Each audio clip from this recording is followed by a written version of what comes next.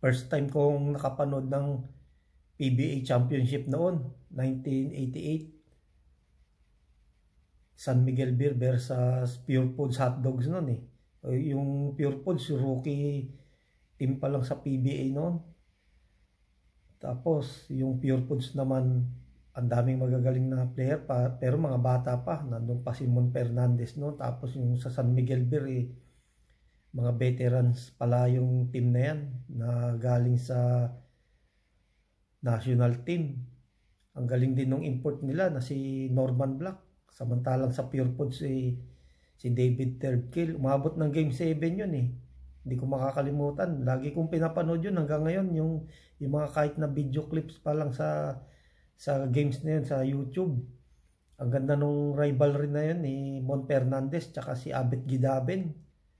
Tapos hindi ko makakalimutan doon yung isang player doon na yung mahabang medyas, yung si Samboy Lim. Ang galing niya eh. Talagang akala ko magcha-champion na yung Pure Foods noon eh. Tapos umabot pa pala ng Game 7. Isa din sa hinangaan ko doon sa San Miguel Beer noon si Hector Calma. Ang galing niyang mag-point guard. Sa Pure Foods, ang idol ko doon, nandun na si Jolas tsaka si Jericho Diniera. Tapos si Alvin Patrimonio, hindi naman naglaro nung time na yun eh.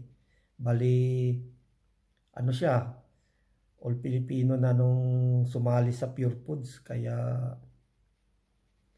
yun ang naging ano ko, inspirasyon ko sa pagbabasketball noon. Laging ang yun nga, Pure Foods, kasi Pure Foods fans ako eh. Talagang simula nung pumasok sila sa PBA noon. Pero ito nga, dahil sa mga nakakalaban nila palagi sa PBA Championship, isa all Filipino, tsaka sa kahit may import, no, yung San Miguel Beer, isang beses lang nilang tinalo noon, 1993. Talagang ang ganda ng laban ng San Miguel Beer tsaka Pure Foods noong mga panahon na yun. Tsaka yung si Idol Samboy Lim, talagang isa sa mga mahirap bantayan. Ang laging bumabantay sa kanya si Glenn Capascio eh. Talagang kahit anong gawin ni Glenn Capascio, talagang magaling talaga si Samboy Lim. Ang lakas ng katawan eh. Pero magaling din naman na defensive player si Glenn Capascio. Ang ganda ng PBA noon. Tsaka maraming nanonood lagi sa venue. Ang daming fans. Iba talaga yung PBA noon kumpara ngayon. Okay? Marami akong idol na basketball player noon sa PBA. Andyan sila Alvin Patrimonio, Jojo Lastimosa, Mon Fernandez, Alan Kaidik, Hector Calma, Jericho Diniera, Nelson Asaytono, si Sonny Jaworski.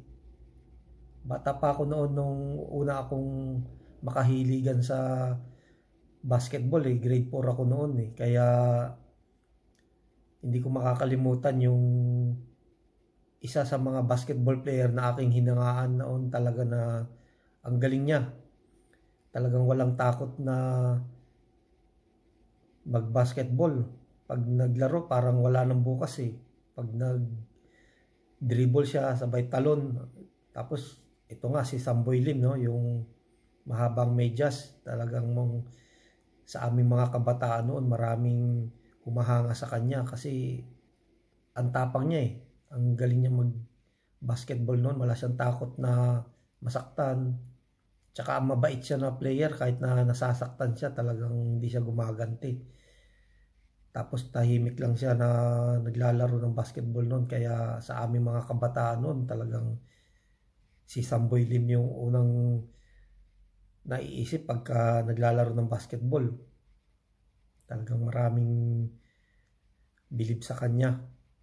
Maraming beses siya naging member ng national team, lalo na noong 1985, no, yung NCC, tsaka yung 1990, yung Asian Games. Talagang ang galing ni Samboy Lim doon. Dream team, sabi nga namin noon eh, dahil puro PBA player yun na magkakasama, magagaling. kahit na hindi sila nag-champion noon, at least naka-silver medal sila at kasama si Idol Samboy Lim sa nabigyan ng award. Kaya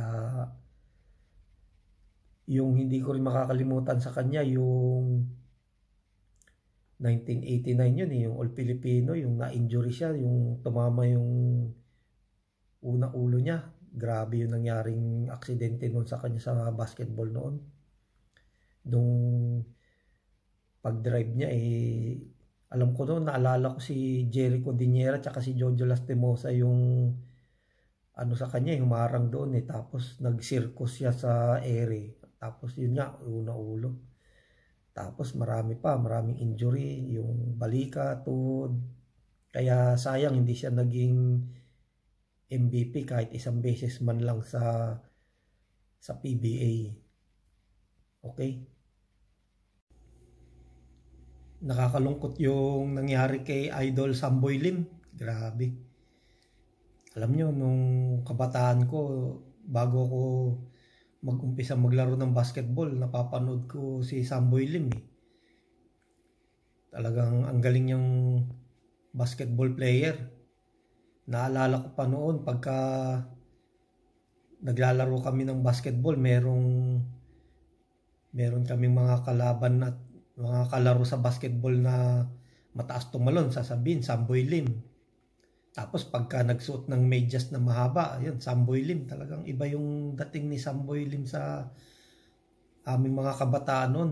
Kahit naman nung mga bagong henerasyon ng mga basketball players na, talagang si Samboy Lim yung idol. Isa siya sa mga pinakasikat na basketball player sa Pilipinas. Tapos si Jaworski, yan, dalawa sila. Tsaka marami pang iba. Kaya nakakalungkot na ganun yung nangyari sa kanya. Marami ako nakita mga MVP na magagaling na PBA player. Pero naisip ko, ang dami ring PBA player na deserve naman na manalo ng MVP. Katulad ni Samboy Lim. Dahil sa dami ng kanyang injury, kaya hindi siya nanalo ng MVP, kaya sayang nga din Pero siya yung nanalo ng kauna-unahan na sportsmanship award sa PBA. Kaya para na rin naging MVP. Mahirap na nalo ng MVP na gano'n Tapos Grand Slam player pa siya. Tapos sa amateur, champion, sa college. Talagang magaling talaga si Idol Samboy Lim. At marami pa yung mga ibang PBA player kagaya nila Jericho Diniera, si Nelson Asaytono. Yung mga hindi nanalo ng MVP, marami. Yun nga si Samboy Lim na talagang hindi makakalimutan ng marami. Kaya kay Idol Samboy Lim, kahit na nawala ka na, ay sana masaya ka na ngayon sa kung saan ka man nandoon ngayon. Okay?